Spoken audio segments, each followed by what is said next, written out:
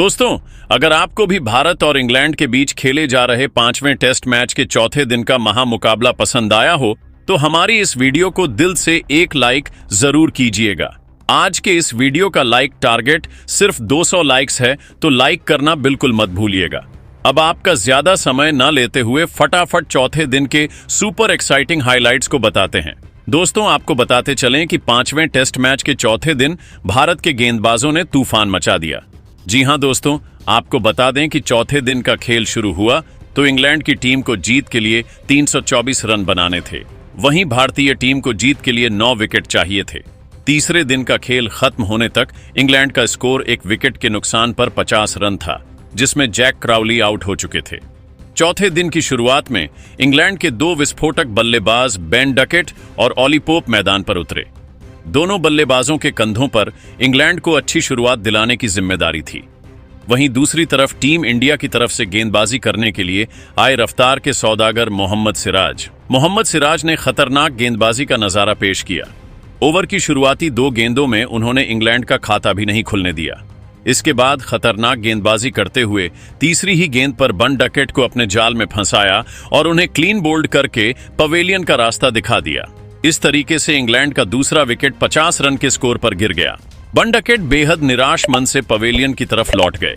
Ben Duckett का wicket गिरने के बाद ऑली पॉप का साथ देने के लिए मैदान पर उतरे, जो रूट दोनों खिलाड़ियों के कंधों पर इंग्लैंड की पूरी जिम्मेदारी आ चुकी थी।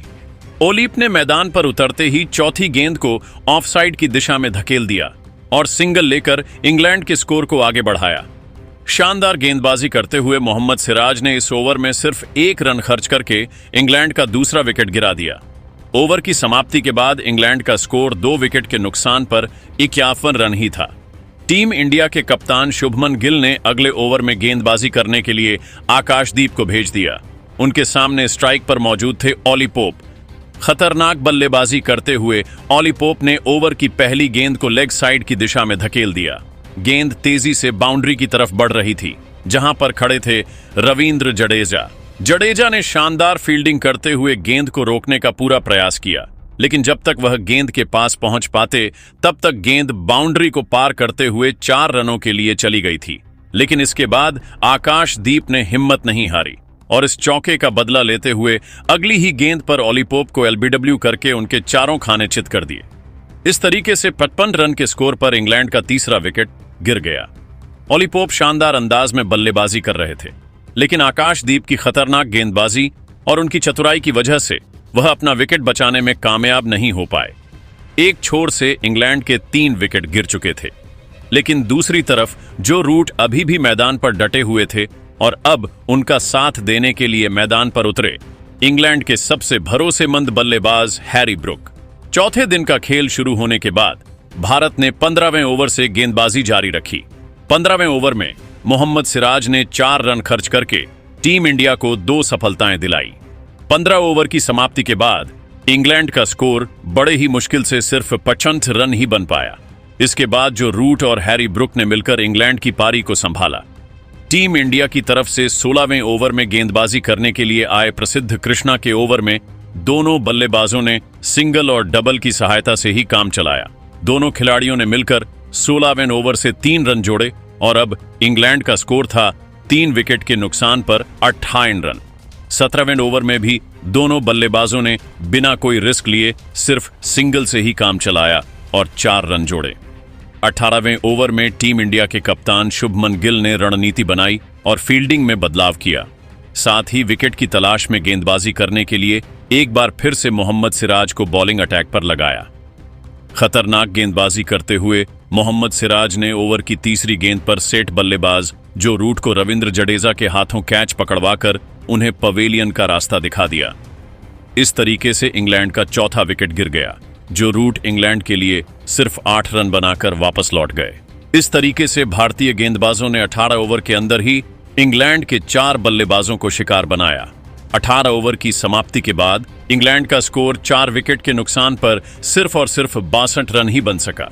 इंग्लैंड के 4 विकेट गिरने के बाद अब पारी को संभाल रहे थे हैरी ब्रुक और ऑली पोप। दोनों बल्लेबाजों ने शानदार खेल दिखाया। 21वें ओवर में टीम इंडिया की गेंदबाजी में बदलाव देखने को मिला, और कप्तान शुभमन गिल ने बॉलिंग करने के लिए रविंद्र जडेजा को बुला लिया। लेकिन हैरी ब्रुक ने शानदार बल्लेबाजी करते हुए इस ओवर में 5 रन जोड़े, जिसमें उन्होंने एक शानदार चौका लॉन्ग ऑफ की दिशा में लगाया था। हैरी ब्रुक तो आज अलग ही अंदाज में बल्लेबाजी करते हुए दिख रहे थे। उन्होंने भारत के हर गेंदबाज मोहम्मद सिराज से लेकर आकाशदीप तक को भी निशाना बनाया। हैरी ब्रुक और ऑली पोप के बीच में लंच से पहले 63 रनों की साझेदारी हुई। टीम इंडिया की तरफ से 24वां ओवर लेकर आए विकेट की तलाश में आकाशदीप। उनके सामने स्ट्राइक पर मौजूद थे हैरी ब्रुक।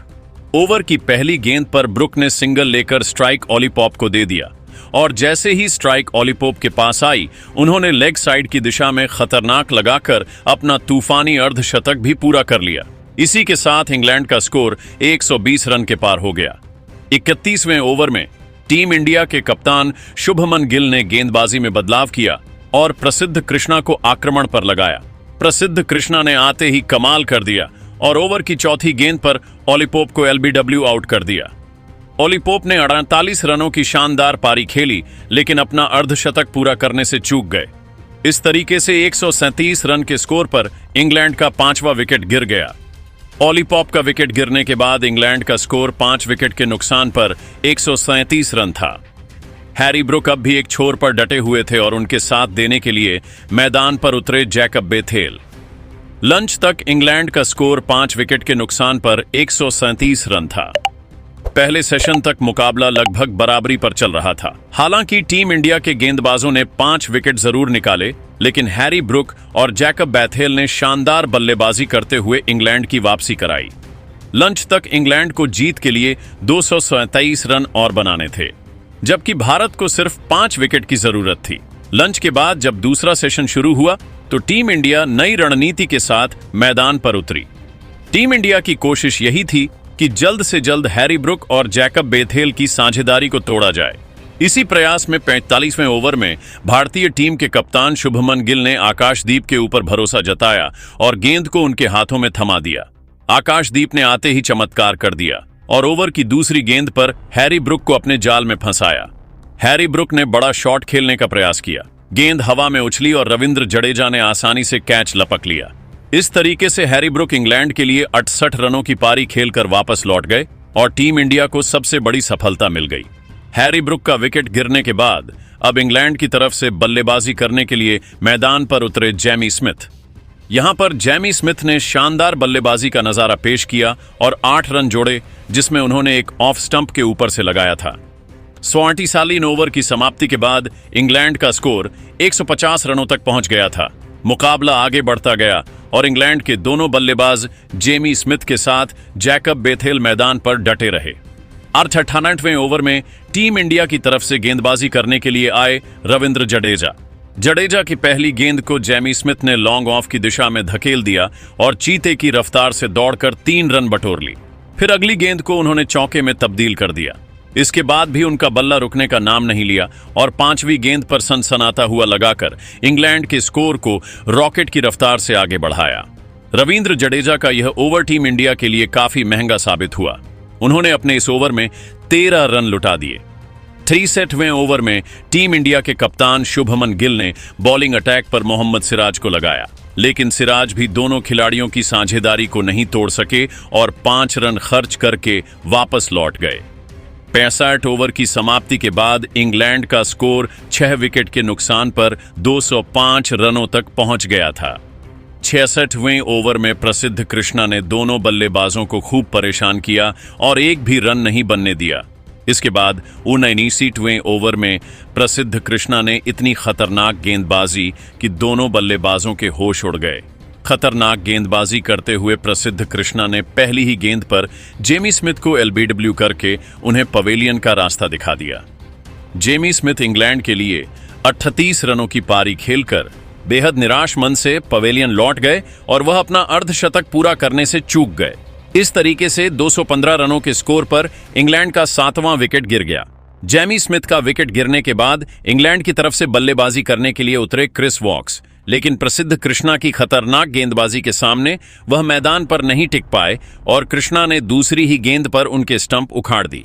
इस तरीके से इंग्लैंड का 8वां विकेट गिर गया। क्रिस वॉक्स विकेट गिरने के बाद जैकब बैथेल का साथ देने के लिए मैदान पर उतरे गस एटकिंसन। उनके चेहरे पर विकेट गिरने का दबाव साफ झलक रहा था। प्रसिद्ध कृष्णा के इस ओवर की तीसरी गेंद उनके बल्ले से लगकर हवा में उछली और कप्तान शुभमन गिल ने बिना कोई गलती किए आसानी से कैच पकड़ लिया।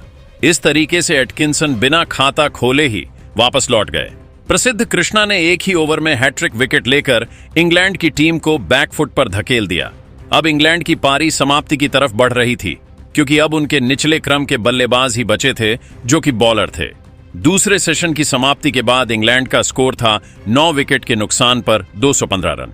तीसरे सेशन की शुरुआत में जैकब बैथेल का साथ देने के लिए मैदान पर उतरे जैमी ओवर्टन। जैकब बैथेल के साथ मिलकर उन्होंने इंग्लैंड के स्कोर को आगे बढ़ने का प्रयास किया। इसी क्रम में जैमी ओवर्टन ने 72वें ओवर में वॉशिंगटन सुंदर की गेंदों पर लगातार 2 चौके झड़कर इंग्लैंड के स्कोर को तेजी से आगे बढ़ाया। इंग्लैंड के 9 विकेट गिरने के बावजूद जैमी ओवर्टन और जैकब बैथेल ने समझदारी से काम लेते हुए 10वें विकेट के लिए 28 रनों की अर्धशतकीय साझेदारी करके इंग्लैंड के स्कोर को 253 रनों तक पहुंचा दिया। इसी दौरान जैकब बैथेल ने अपना अर्धशतक भी पूरा कर लिया। तभी आकाशदीप ने खतरनाक गेंदबाजी करते हुए 74वें ओवर में जैकब बैथेल को क्लीन बोल्ड करके इंग्लैंड की अंतिम उम्मीद को भी समाप्त कर दिया। जैकब बैथेल इंग्लैंड के लिए 76 रनों की पारी खेलकर वापस लौट गए। 74 ओवर की समाप्ति के बाद इंग्लैंड का स्कोर 10 विकेट के नुकसान पर 257 रन ही बन सका। इस तरीके से इंग्लैंड की टीम 273 रनों पर ऑन आउट हो गई। टीम इंडिया की तरफ से खतरनाक गेंदबाजी करते हुए मोहम्मद सिराज और आकाशदीप ने सबसे ज्यादा 4-4 विकेट झटके, जबकि प्रसिद्ध कृष्णा ने 2 विकेट हासिल किए। भारतीय टीम ने इस रोमांचक मुकाबले को 121 रनों से जीत लिया। इस जीत के साथ ही भारत ने सीरीज को 2-2 से ड्रॉ करा दिया। तो दोस्तों, देखा आपने कैसे भारतीय गेंदबाजों ने अपने खतरनाक गेंदबाजी से इंग्लैंड की टीम को बैकफुट पर धकेल दिया। लेकिन दोस्तों, आपको क्या लगता है टीम इंडिया की जीत का असली हीरो कौन खिलाड़ी रहा? आप खुद नीचे कमेंट करके बताइए। और ऐसी ही नई नई वीडियो के लिए हमारे चैनल IPL क्रिकेट जोन 22 को जरूर सब्सक्राइब करिए। धन्यवाद।